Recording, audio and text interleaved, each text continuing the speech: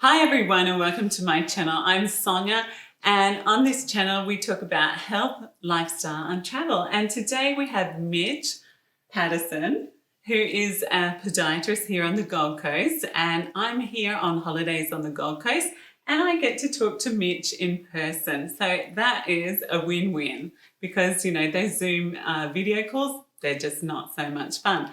So Mitch is a podiatrist. He's going to be talking about plantar fasciitis and we're going to ask him a few questions. But beforehand, we might just ask Mitch what his favourite holiday destination is. So Mitch, what is it? I had a beautiful holiday earlier in the year. Yeah. We went to Samoa, which was beautiful. If you like swimming and being outdoors and all nature stuff, it was beautiful.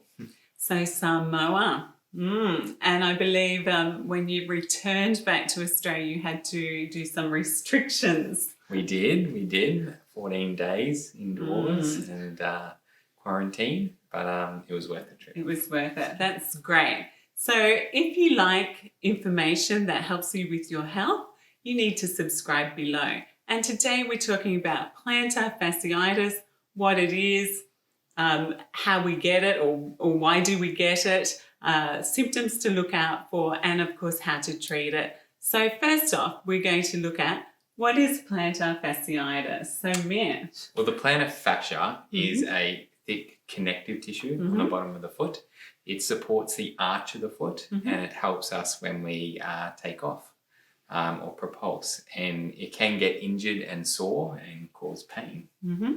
So why do people get this plantar fasciitis? Like, how does it show up? What are the symptoms? What can they start to experience? The most common symptom is pain first steps in the morning. So people hobble out of bed, can't put their heel to the floor. That's very common. And then a lot of people that have the condition have standing jobs, so they're constantly on their feet, which can cause pain as well. Sure. So professions where there's a lot of standing on your feet, like response workers, nurses. Yeah, absolutely. Teachers, even standing in front of classes and things like that as well. So what would you say, apart from standing on your feet, why do people tend to get plantar fasciitis? There's plenty of risk factors for plantar fasciitis. One being on their feet, but also obesity is a risk factor for any type of foot pain. So the more weight you've got on your foot, then the more likely you are to get foot pain. The type of shoes you wear is another risk factor, and your foot type is a risk factor as well. So when you talk about foot type, what are we talking about there? Well, we look at people with the arches of their feet. So people that have flatter feet and higher arch feet, both those categories have a bigger risk factor for it. Okay, so we've looked at what it is, some of the who it affects, like why do we get it? What about some of the, apart from getting up in the morning and having that pain when you set your foot down, is there other things that people experience, like maybe before it becomes really bad before that?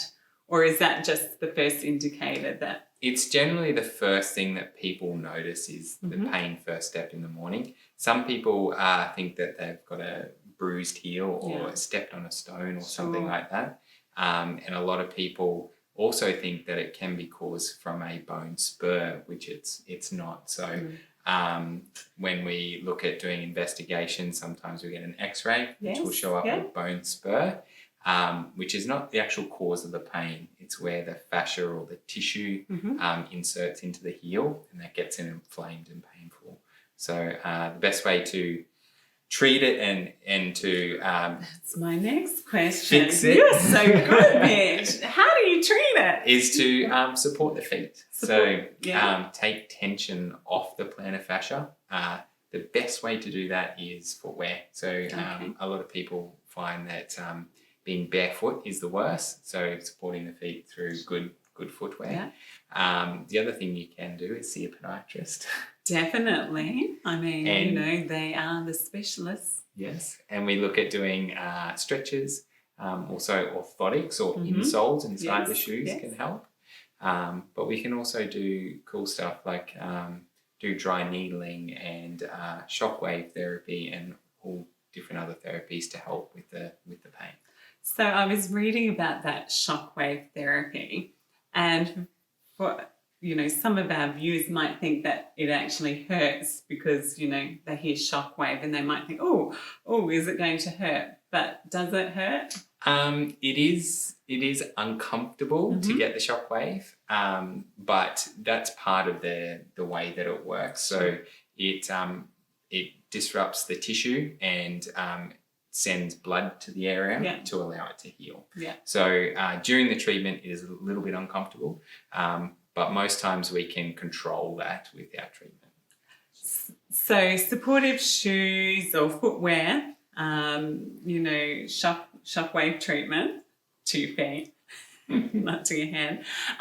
Also, what are some of the other things that you can do as well? Like, is cortisone. I used to work in a radiology department, and we often used to inject cortisone for plantar fasciitis. And of course, this was viewed as, we could only give one lot of injections and usually followed up 3 months later, and then they didn't like to do it thereafter. So if you can avoid cortisone injections, it is better. So cortisone injection would be one of my last treatment options that you go for. So the plantar fascia, if you get an ultrasound, they check for thickness, which is in the inflammation, but they also can check for tears in the plantar fascia. So if there's a tear in the plantar fascia, cortisone is contraindicated, so it shouldn't be done because it can actually weaken the fascia and can lead to a rupture or a further tear.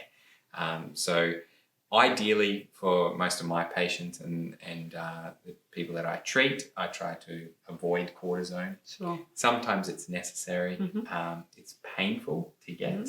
Which it is. A lot of people don't want a needle in their foot. No. So that's an issue too. Yes. It's not a comfortable procedure after seeing it done numerous times and being part of the procedure. It's not enjoyable for the client, and it's not nice seeing a needle go in. Or it's not even nice to watch. Another injection therapy that they use sometimes is PRP, which is platelet-rich plasma. So they take some blood out, spin it, and inject it back in. It's got a little bit of a name in media, but there's no evidence in doing injections into fascia that it helps. Improves. So I would avoid that one with plantar fasciitis because it's as well. It's not backed by the science yet. It's different for tendons. So the Achilles tendon, there's a little bit of evidence on it, but it's still very early days in research. Yeah. And what about things like pain relief? Like people with sore feet, they still need to function in their everyday lives. So while their feet are painful, what should they just be taking things like simple analgesia like Panadol, Nurofen, or a non-steroidal anti-inflammatory if they finding it quite painful? I guess the best thing to know is it's not normal to have painful feet. And if you do have painful feet, go see a podiatrist. Go get checked out. And I don't like people relying on anti-inflammatories and pain relief. So generally there's an underlying cause. Yes. There is exceptions to that with people with arthritis and stuff like that. But I would say a quick and easy thing for sore feet at the end of the day is to use a heat pack or ice if you prefer for icing the feet, which can calm down inflammation as well. Yeah. So if you do have sore feet, there's usually a reason and you should go get checked out always. And definitely podiatrists will do due diligence in finding out your problem and most likely be able to help you. Is it a short-term fix or a long-term fix? Like, how long are we talking? For plantar fascia. Yeah, plantar like fasciitis. to fix it, you know, with... It's not a quick fix. No. There's no silver bullet. No. So it could be some time before the symptoms improve, like the sore feet. So if I have really sore feet and, you know, I've got my orthotics and I've done all the things that my podiatrist has recommended, do you recommend to, you know, keep walking really and, you know, do your 10,000 steps while you've got this issue, or do you suggest like just to take it a little easier? Everyone's different. Mm-hmm. So in acute foot pain and when people are in pain, quite often we're reducing their activity. Yes. However, we still want to keep people active, and people get better when they are more active in the long term. So in the acute, we may reduce it, but we're always quickly looking at increasing their activity. People that are more active are less likely to have foot pain unless you're overdoing it, running marathons and doing all that stuff. And not many of us are actually marathon runners. Yes. No. But yeah, so initially we may reduce it a little bit, but there's actually research to show that people who stay active get better faster.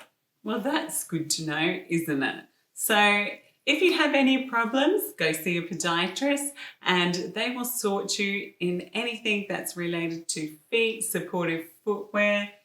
They do a multitude of things. They work from the hips to the foot, toes.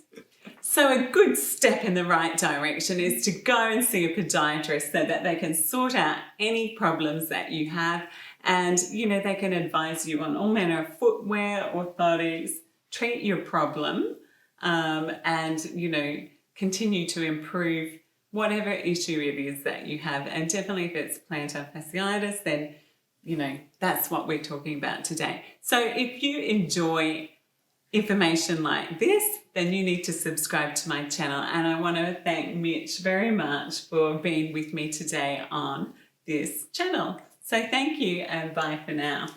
See ya. See ya.